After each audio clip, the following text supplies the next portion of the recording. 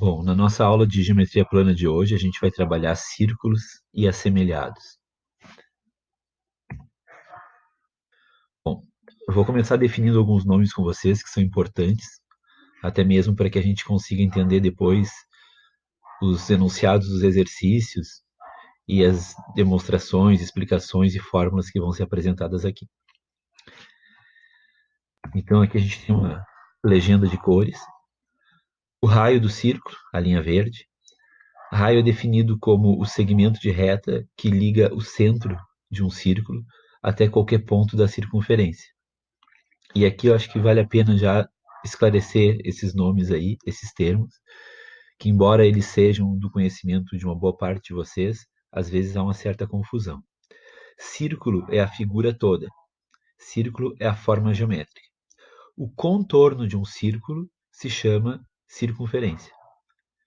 Então a gente calcula a área de um círculo, mas a gente calcula o comprimento de uma circunferência. Tá? Isso a gente vai usar muito essa linguagem daqui em diante, então isso vai ficando mais claro à medida que as aulas forem ocorrendo.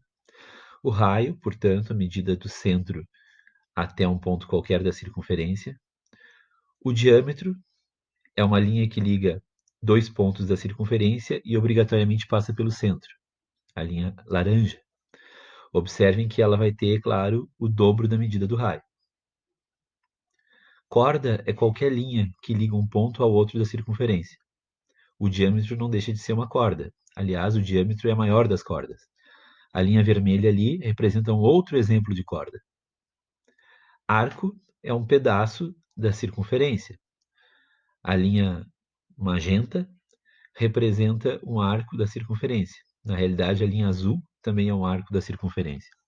As duas somadas, neste caso, contemplam toda a circunferência. E uma palavra ligada a esses termos que muitas pessoas não conhecem é a palavra flecha. Flecha é a linha que sai do ponto médio de uma corda, perpendicular a ela, e vai até o arco. A linha preta representa uma flecha. Aliás, se vocês olharem o desenho formado pela linha vermelha, magenta e preta, lembra bastante mesmo o arco e flecha indígena, né? E não é à toa que tem esse nome. Bom, vocês sabem que eu gosto de demonstrar as fórmulas na medida do possível e na maior parte das vezes é possível. Eu gosto de explicar para vocês de onde as fórmulas vêm, mas com a matemática de ensino médio, a gente não consegue demonstrar a fórmula da área do círculo e do comprimento da circunferência. Portanto, essas duas fórmulas, elas fazem parte daqueles 15% que eu digo para vocês, daqueles 15% de fórmulas que eu preciso simplesmente apresentar. E vocês precisam saber para poder utilizar nos exercícios, para poder resolver. Isso é importante para exercícios de aula, para exercícios de vestibular e para exercícios de Enem. A área de círculo é o clássico πr ao quadrado, que está sendo apresentado aí nessa parte quadriculada da tela. É a área de toda essa figura, toda a região interna ao contorno azul. E o comprimento da circunferência, o comprimento desta linha azul, que a gente poderia chamar de perímetro do círculo, não está errada essa expressão. O comprimento da circunferência ou perímetro do círculo é dado por 2 vezes π vezes r, o popular 2πr. Notem que apenas o raio é suficiente para definir a medida da área e do comprimento da circunferência, certo? Coroa circular. Uma coroa é essa região delimitada por dois círculos de mesmo centro. A coroa circular é esta região aqui, por onde meu mouse está passeando. Nós temos dois círculos que delimitam ela e eles têm o mesmo centro. Claro que esses círculos são de tamanhos diferentes. A gente vai chamar de R minúsculo o raio do menor deles e de R maiúsculo o raio do maior deles. Aqui eu estou apresentando para vocês a fórmula da área da coroa. Embora esta fórmula seja dispensável. Se a gente olhar para esta figura aqui, a gente observa que a área que existe entre os dois círculos poderia ser obtida se calculando a área do círculo grande e descontando a área do círculo pequeno. Se eu fizer πr grande ao quadrado, que é a área de todo o círculo, menos πr pequeno ao quadrado, que é essa área, vai sobrar isso.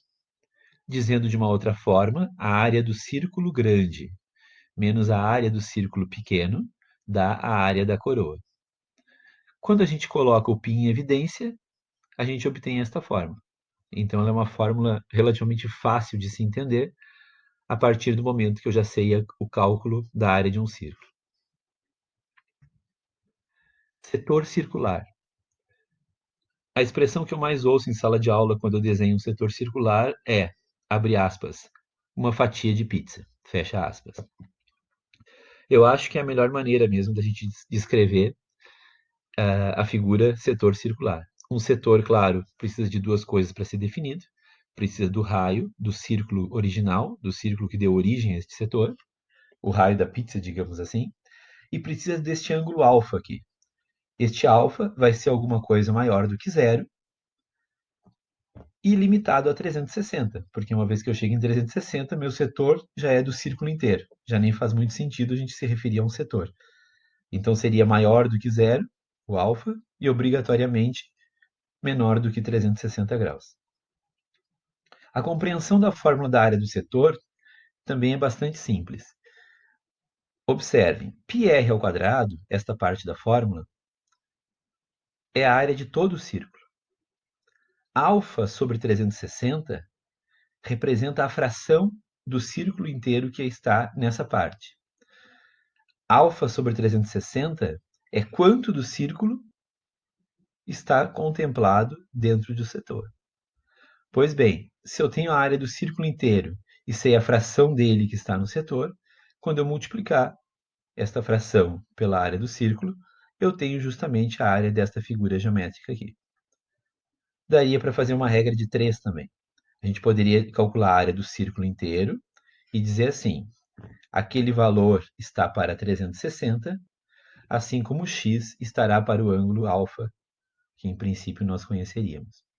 Então, um pensamento de proporção simples também poderia substituir esta fórmula aqui. Se a gente quiser calcular o comprimento do arco, este pedacinho que vai daqui até aqui, fazendo curva, obviamente, a gente também poderia fazer um pensamento análogo.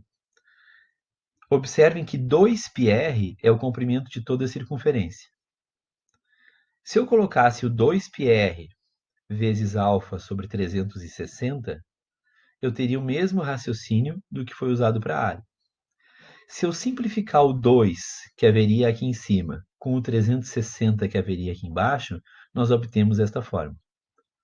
De novo, faço a ressalva. Não é necessário que nós decoremos essa fórmula se a gente entender que é uma proporção.